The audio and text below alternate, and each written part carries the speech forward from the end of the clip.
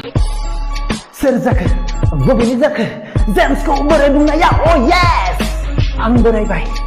बोरायबाय सानजानिसो जाखो ना सोनाबानिसो जाखो सिख्लासो जाखो ना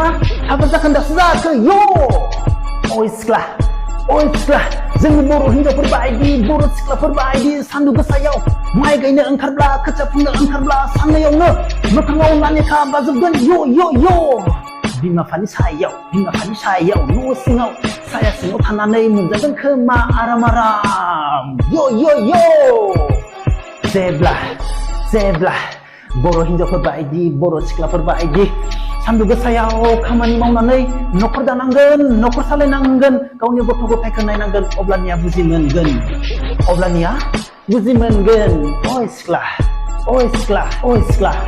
अय सिख्ला बबेनि जाखो नोंलाय सोनाबानिसो जाखो ना सानजाहानिसो जाखो